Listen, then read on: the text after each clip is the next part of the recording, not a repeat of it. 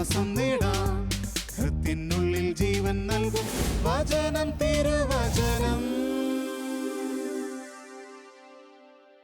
പിതാവിൻ്റെയും പുത്രൻ്റെയും പരിശുദ്ധാത്മാവിൻ്റെയും നാമത്തിൽ ആമേൻ.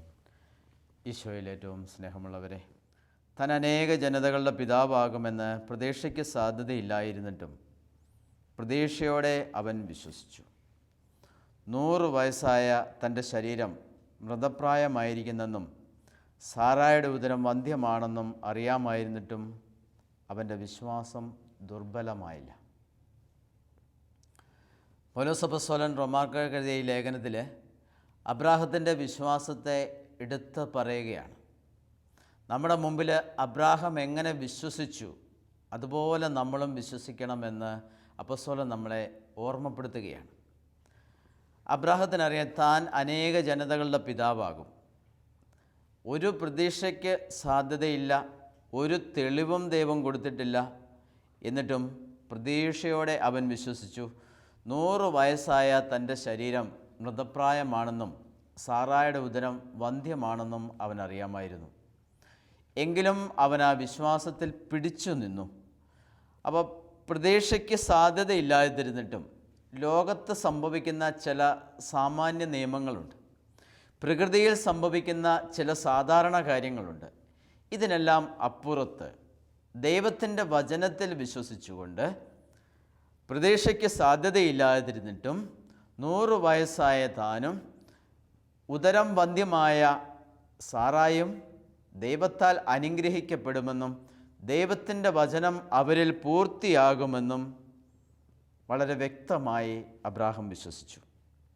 പക്ഷേ ദൈവത്തിൻ്റെ വചനം നിലനിൽക്കുന്നുണ്ട്.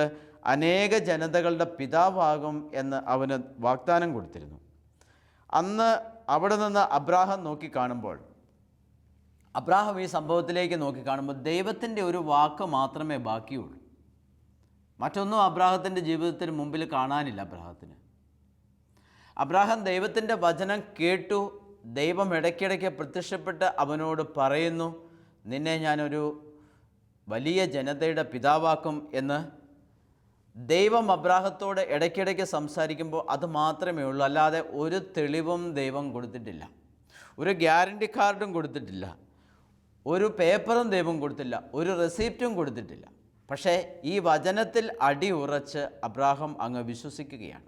നമ്മൾ ഇന്ന് ഇങ്ങേ തലയ്ക്കൽ നിന്ന് നോക്കുമ്പോൾ നൂറ്റാണ്ടുകൾക്ക് മുമ്പ് സംഭവിച്ച ആ കാര്യം, അബ്രാഹത്തിന് ഇസഹാക്ക് ജനിച്ചു, ഇസഹാക്കിന് യാക്കോബ്, യാക്കോബിന് 12 മക്കൾ, അവർ ഈജിപ്തിലേക്കുള്ള യാത്ര, അങ്ങനെ വലിയൊരു ജനതയായി തീർന്ന ഒരു സംഭവം.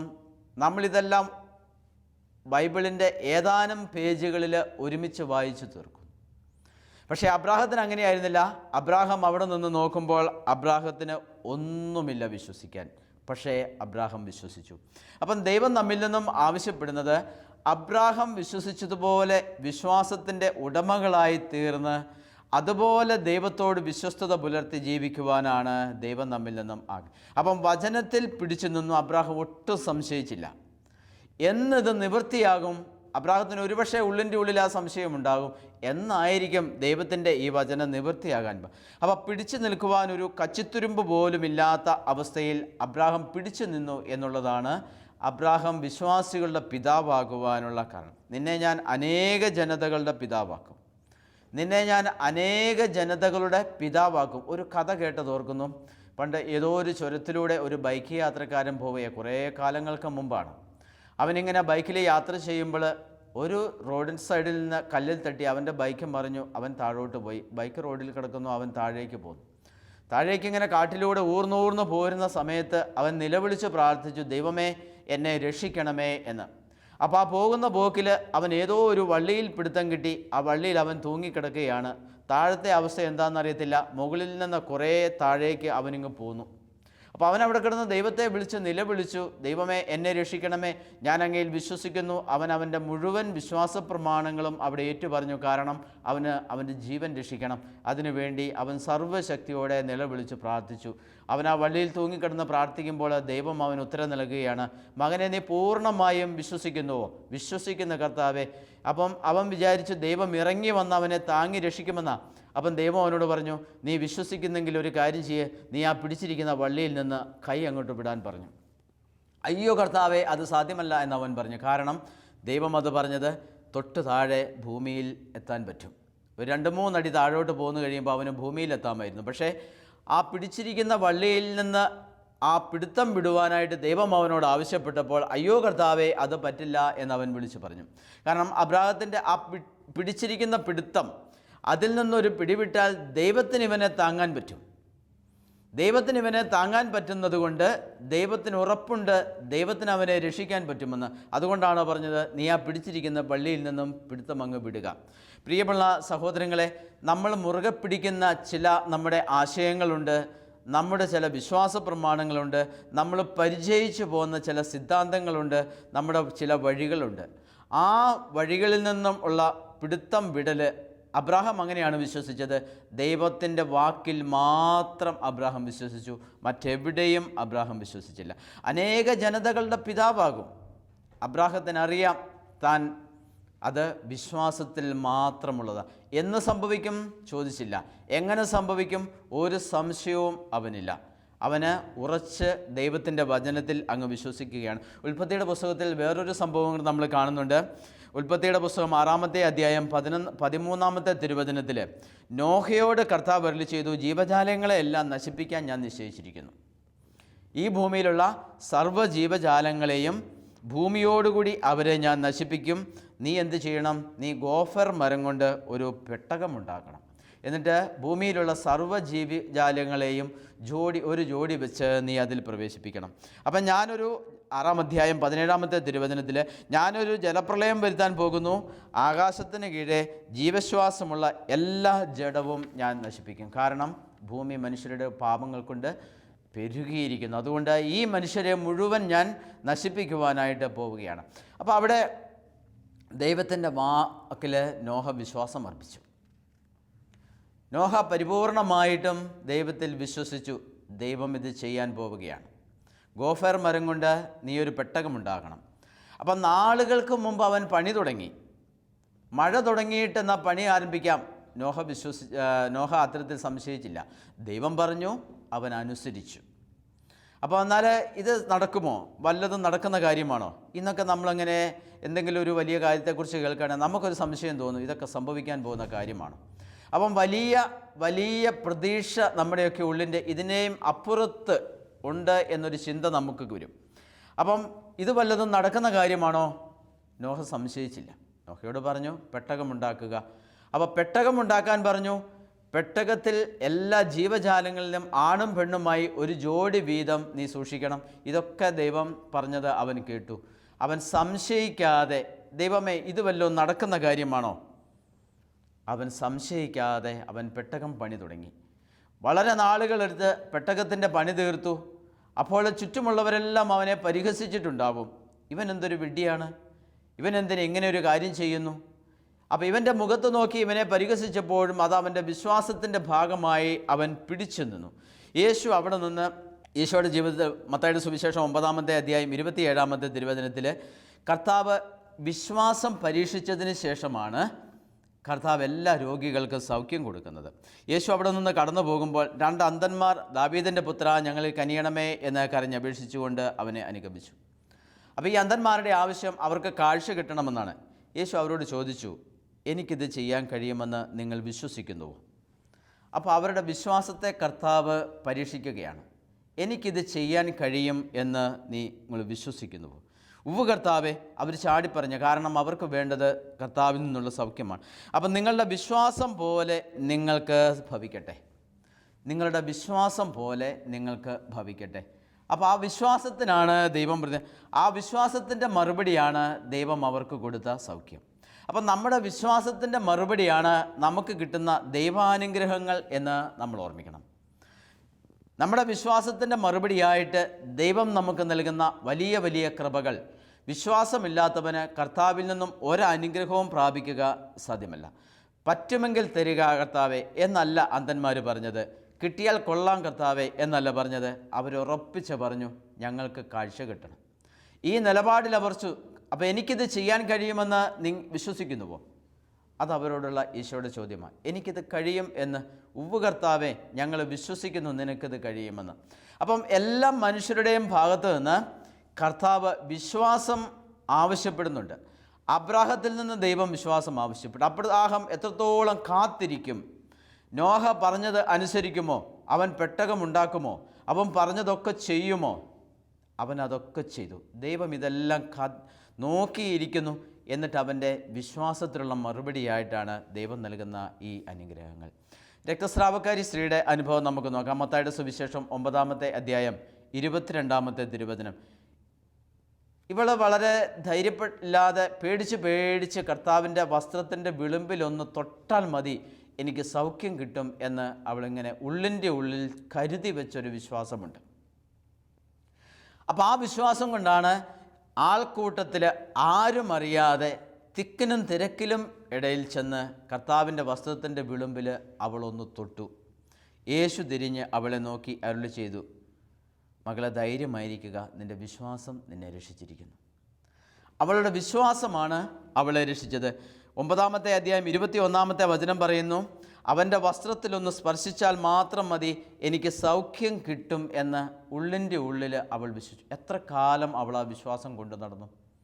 അവളുടെ ഉള്ളിൻ്റെ ഉള്ളിൽ കർത്താവിൻ്റെ വസ്ത്രത്തിൻ്റെ വിളുമ്പിൽ സ്പർശിക്കുന്നതിനുള്ള അവസരം നോക്കി എത്ര കാലം അവൾ നടന്നിട്ടുണ്ടാവും? കാരണം അത്ര കനപ്പെട്ട ഒരു വിശ്വാസമുണ്ട്. എങ്ങനെയെങ്കിലും ഈശോയുടെ വസ്ത്രത്തിൻ്റെ വിളുമ്പിൽ എനിക്ക് ഒന്ന് തൊടണം. ആ തൊടാനുള്ള അവസരം അവൾ അന്വേഷിച്ച് നടന്നു. അതിൻ്റെ കാരണം എന്താണ്? അവളുടെ ഉള്ളിൻ്റെ ഉള്ളിൽ കരുതി വെച്ച ഒരു വലിയ വിശ്വാസമുണ്ട്. അപ്പോഴാണ് യേശുവിൻ്റെ വസ്ത്രത്തിൻ്റെ വിളിമ്പിൽ അവൾക്ക് തൊടാൻ അവസരം കിട്ടി. അവൾ ഓടിച്ചെന്ന് തൊട്ടു. അപ്പോഴാണ് യേശുവിന് മനസ്സിലായത്, തന്നിൽ നിന്ന് ശക്തി പുറപ്പെട്ടു. അപ്പോൾ ഉള്ളിൽ കരുതിയത് അങ്ങനെയാണ്, യേശുവിൻ്റെ വസ്ത്രത്തിൻ്റെ അരികിലൊന്ന് തൊട്ടാൽ മതി, മറ്റൊന്നും വേണ്ട. പബ്ലിക്കായിട്ട് പോയിട്ട് ഈശോയോട് ചോദിക്കുകയും വേണ്ട, ആരും അറിയുകയും വേണ്ട. അപ്പോൾ അവൾ എന്താണ് ചെയ്തത്? ആഴമുള്ള കിണറ്റിൽ നിന്ന് ബക്കറ്റിൽ നിന്ന് വെള്ളം കോരിയെടുക്കുന്നത് പോലെ കർത്താവാകുന്ന വലിയ കൃപാസമുദ്രത്തിൽ നിന്ന് അവൾ ആ വലിയൊരു അനുഗ്രഹം അവൾ കോരിയെടുത്തു. അങ്ങനെ കോരിയെടുത്ത് കഴിയുമ്പോഴാണ് കർത്താവ് അറിഞ്ഞത്. കർത്താവ് പോലും അറിഞ്ഞില്ല, കർത്താവിൻ്റെ അനുവാദം പോലും ഇല്ലാതെയാണ് ഈ സൗഖ്യം അവൾ പ്രാപിച്ചത്. പ്രിയപ്പെട്ട സഹോദരങ്ങളെ, കർത്താവ് പോലും അറിയാതെ കർത്താവിൽ നിന്ന് ശക്തി പുറപ്പെടാൻ തക്ക അത്ര കനപ്പെട്ട ഒരു വിശ്വാസം ഈ രക്തസ്രാവക്കാരി സ്ത്രീക്കുണ്ടായിരുന്നു. അതാണ് വിശ്വാസത്തിൻ്റെ പ്രത്യേകത. അവൾ നേടിയെടുത്തു ആ കൃപ. അവളുടെ വിശ്വാസം കൊണ്ട് അവൾ നേടിയെടുത്തു. കർത്താവ് പോലും അറിയാതെ തന്നിൽ നിന്ന് ശക്തി പുറപ്പെട്ട് അവളെ സൗഖ്യപ്പെടുത്തിയ ഒരു വലിയ അനുഭവം. ഈ അനുഭവത്തിലൂടെയാണ് അവൾ കടന്നുപോയത്.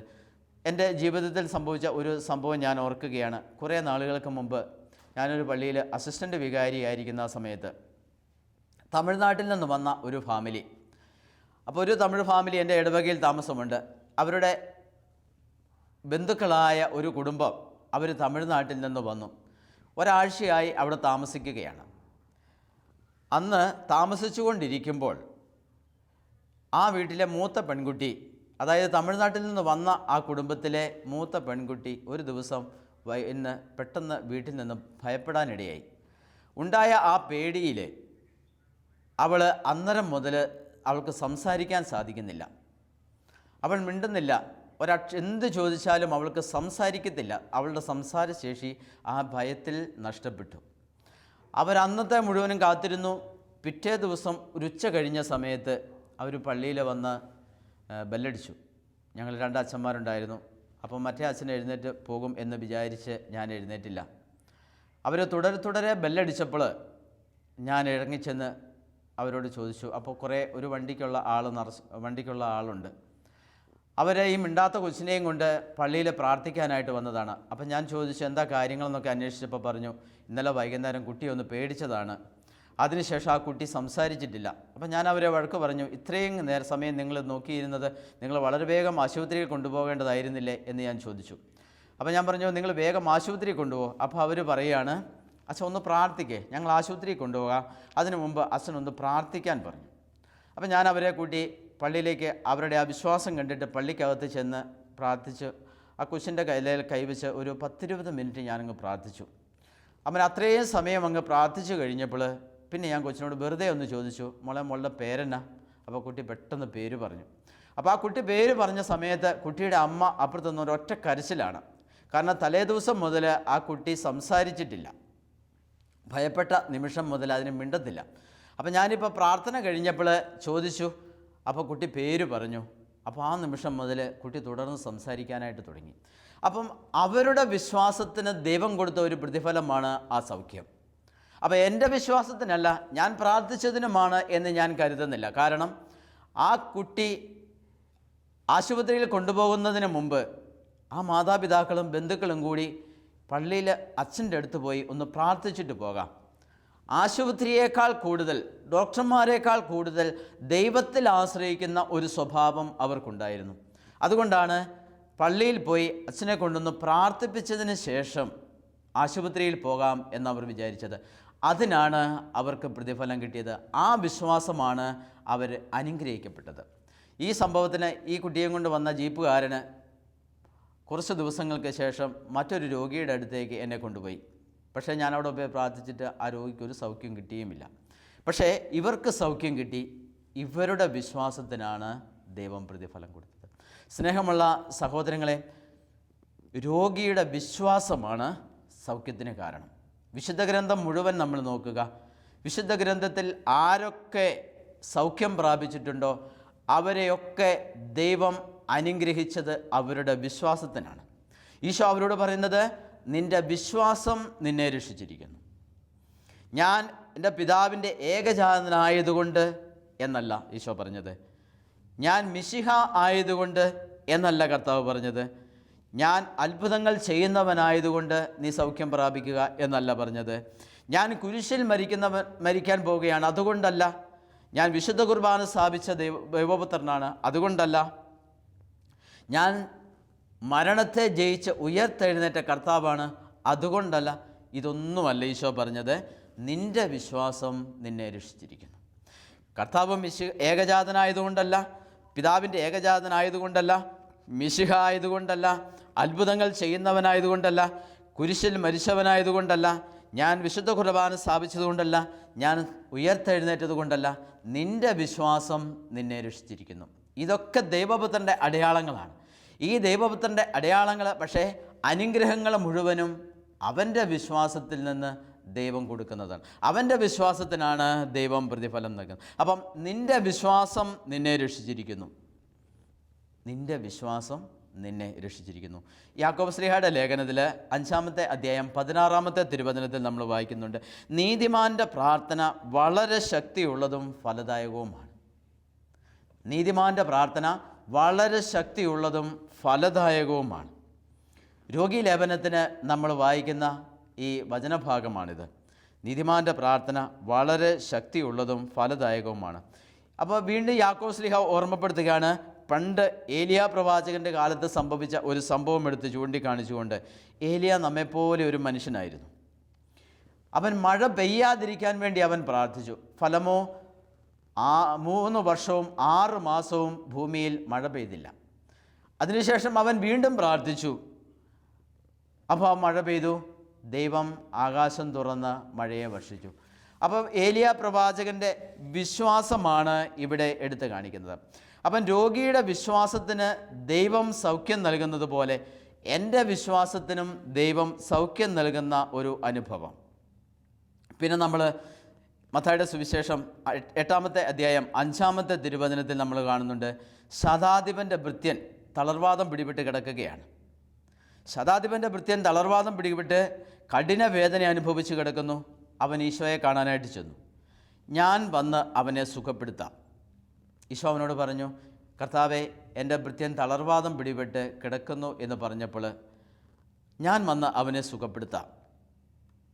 കർത്താവേ, നീ എൻ്റെ വീട്ടിൽ പ്രവേശിക്കാൻ ഞാൻ യോഗ്യനല്ല. അതാണ് ശതാധിപൻ്റെ മറുപടി. കർത്താവേ, നീ എൻ്റെ വീട്ടിൽ പ്രവേശിക്കാൻ ഞാൻ യോഗ്യനല്ല.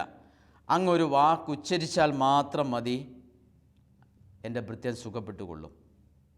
അവൻ ദൈവത്തെ കണ്ടു, ദൈവത്തിൻ്റെ മഹത്വവും കണ്ടു. താൻ ആരാണെന്ന് അവന് വളരെ നന്നായിട്ട് അറിയാമായിരുന്നു.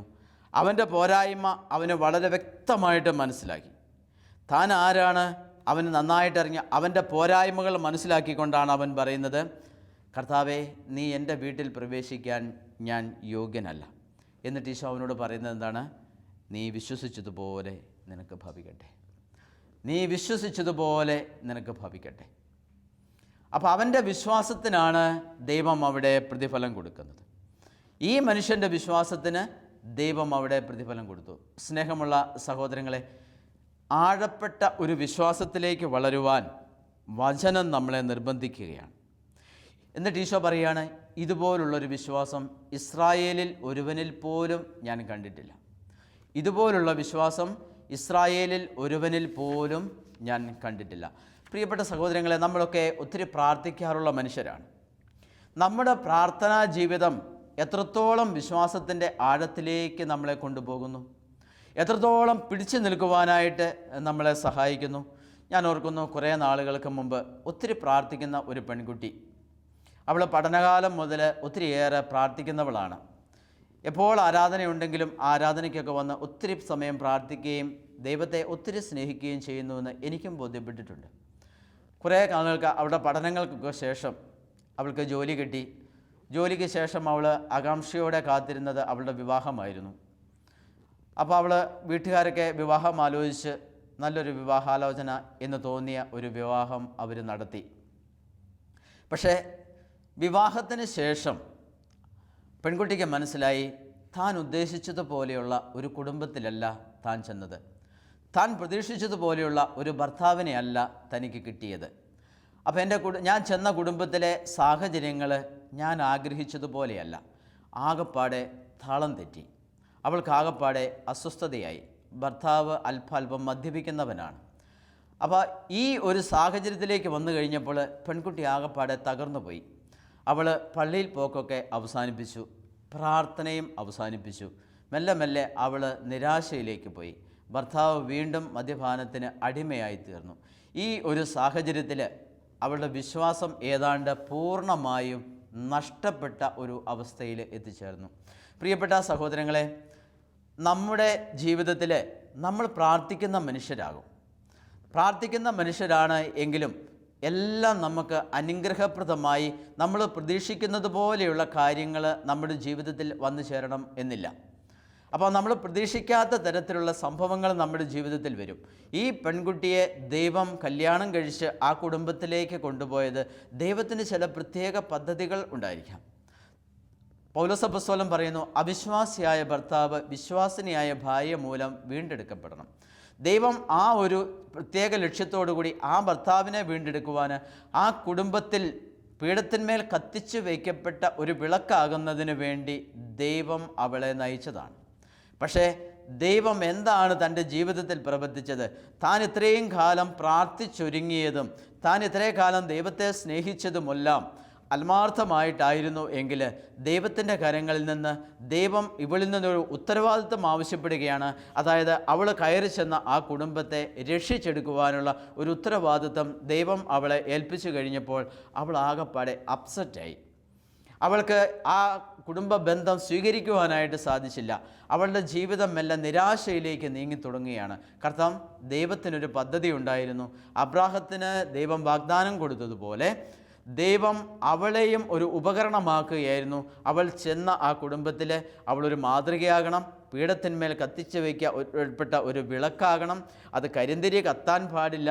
ആ വെളിച്ചത്തിൽ ആ കുടുംബാംഗങ്ങളെല്ലാം ക്രിസ്തുവിൻ്റെ വെളിച്ചത്തിലേക്ക് വരണമെന്ന് ദൈവം ആഗ്രഹിച്ചിരുന്നു. പക്ഷേ അത് മനസ്സിലാക്കാൻ അവൾക്ക് സാധിക്കാതെ പോയതുകൊണ്ട് അവളുടെ ജീവിതത്തിൽ എന്ത് സംഭവിച്ചു? അവൾ മെല്ലെ നിരാശയിലേക്ക് പോയി, ദൈവത്തെ ഉപേക്ഷിച്ചു, ദൈവത്തെ അവൾ തള്ളിപ്പറഞ്ഞു. പ്രിയപ്പെട്ട സഹോദരങ്ങളെ, നമ്മുടെ പ്രാർത്ഥനാ ജീവിതം നമ്മുടെ ആധ്യാത്മിക ജീവിതത്തിൻ്റെ ഉന്നതിയിലേക്ക് നമ്മളെ നയിക്കാൻ സാധിക്കണം. എൻ്റെ പ്രാർത്ഥനാ ജീവിതം എനിക്ക് കരുത്ത് പകരണം. അപ്പോൾ പീഠത്തിന്മേൽ വയ്ക്കപ്പെട്ട വിളക്കായി ഞാൻ തീരണമെങ്കിൽ എൻ്റെ ജീവിതത്തിൽ ദൈവം എന്താണ് പ്രവർത്തിക്കുന്നത്, ദൈവം എന്നിൽ നിന്നും എന്താഗ്രഹിക്കുന്നു എന്ന് മനസ്സിലാക്കുവാനായിട്ട് എനിക്ക് സാധിക്കണം.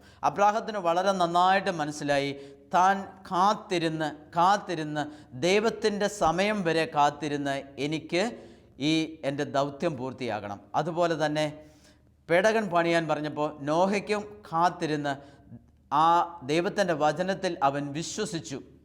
കർത്താവ് പറഞ്ഞ സമയത്ത്, കർത്താവ് പറഞ്ഞ അളവിൽ അവൻ കർത്താവ് പറഞ്ഞതുപോലെ തന്നെ അവൻ പെട്ടകം നിർമ്മിച്ചു.